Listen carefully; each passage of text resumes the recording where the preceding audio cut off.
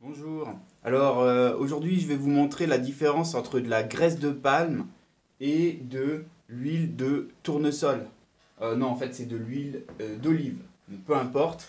Ce qui m'importe aujourd'hui c'est de vous montrer l'aspect que ça a. C'est-à-dire que la graisse de palme, qui par certains commerçants est appelée huile de palme, euh, évidemment de manière impropre.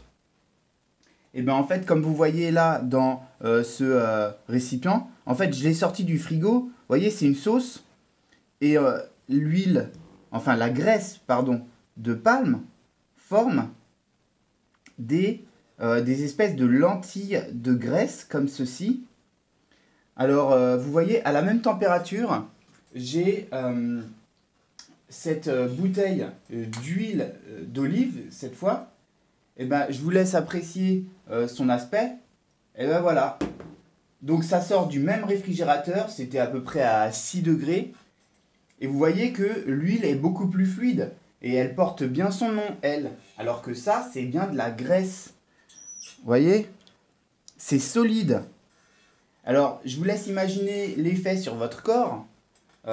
Si vous avez ça dans le sang ou si vous avez ça dans les artères, bah, ça va pas forcément donner la même chose. En fait, la graisse de palme va plus facilement former des morceaux, quelque chose de solide. Donc, à mon avis, les problèmes seront plus vite arrivés avec de la graisse de palme. Alors, je ne vous ai pas encore parlé des effets aussi écologiques. Voilà, hein, la déforestation qui a lieu pour cultiver des palmiers. Enfin, dans nos contrées de France métropolitaine, évidemment, ce qui est le plus écologique, c'est de manger de l'huile de colza ou de l'huile d'olive.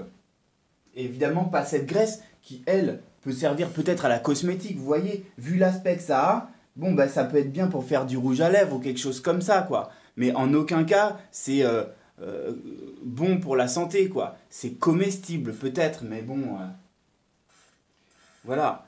Allez, je crois que je vous ai vu montrer l'essentiel. Salut!